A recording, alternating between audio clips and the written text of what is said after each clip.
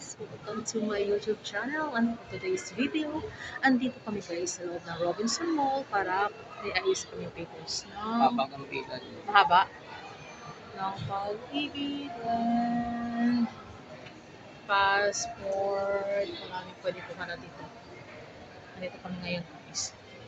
Next, counter 20. Andito na pa rin guys ngayon sa pag-ibig.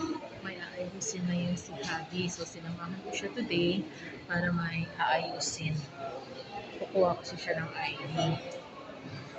So, hintay ko na siya dito guys kasi nagtanong siya na sa information. Kasi kailangan ayusin ko dito. Nag-Christmas na pala ko guys kasi ang daming tao. So, kailangan natin na ngayon ngayon ang mga sakit-sakit kasi po so kailangan natin mag-face mask. Maraming tao rin dito. Kasi dito rin nakuhanan ng NBI, National ID, birth certificate. Nakapila sa NBI, So, sobrang daming tao. Ayan. Maraming tao siguro dito. So, dito lang muna ako tambay, maghihintay, pagkatapos niya. Alam ko kukuha siya ng form. Next, counter Kasi may mga 19. pipilapan siya. Pipilapan siya.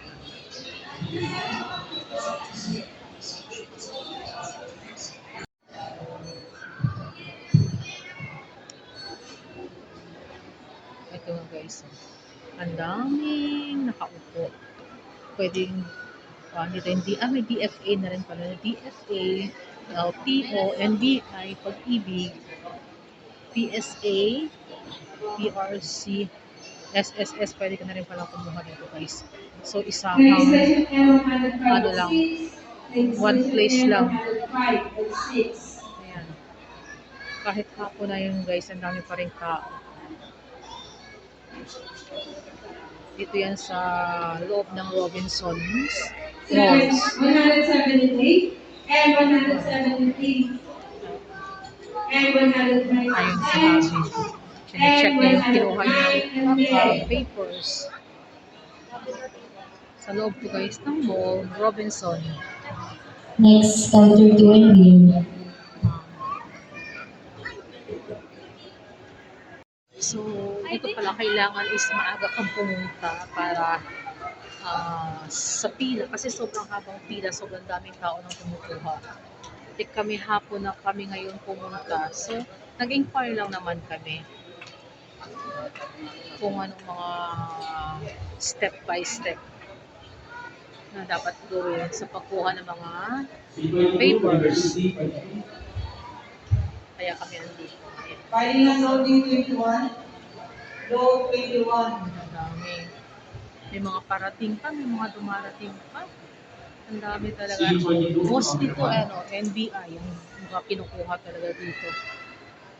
Passport. Mabilis lang naman ang pila kasi mabilis yung process nila. Pero mas maganda talaga pag morning ka pumunta kasi afternoon.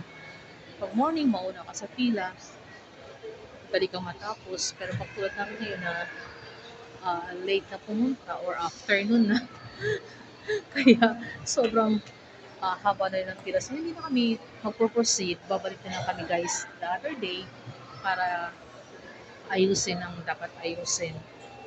Kasi nga, napakahaba ng pila. And guys, hintayin ko muna si Habi dito kasi umakit siya sa taas. May nakalimutan na naman siyang hingin or tanungin doon sa information. So, nandito muna ako sa baba. Ako baka may mga music. Ayan, maraming dito. Ikot-ikot muna tayo. Then, after nito, uwi na kami. Then, siguro by tomorrow or the other day, babalik ulit kami dito para i-submit yung form ng kanyang pinilupan.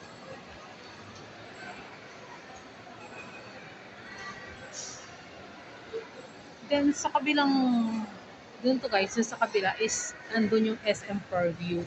Then, dun naman banda is, sa labas, dun naman yung FT Fairview Terraces. Anak ko. Ang aking hitsura guys, pasensya na kayo sa aking hitsura, hagard na hagard ang aking face. So, pagbaba ni Hadi at pupunta kami dun sa bibili kami ng bread. Doon kay Julie's Bake Shop. So, bibili kami ng bread. Then after nun, uwi na kami punta na kami ng terminal ng FX para makauwi na. Ayun yung baba. May Japan home pala dito guys. May Japan home. Ayan. Maganda yung mga Japan na mga items.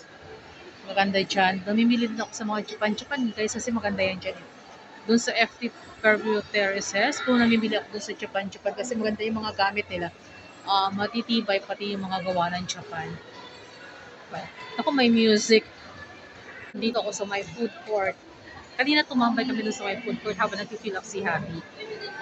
Then marami mga bilihan dito guys ng shoes. Ayan. Pwede ba klaseng shoes? May mga damit. So, mura lang siya guys. Pangbasang presyo lang siya. So, punta na ako dun banda kay Happy. Baka ako'y hanapin. Kung saan ako nagpupunta. Sige, video ng video. So guys, please don't forget to subscribe to my maliit na bahay ng aking YouTube. Pag dadaan naman kayo guys, pag napindot itong aking video, please pindutin nyo naman yung subscribe button guys. Thank you guys for watching. Bye!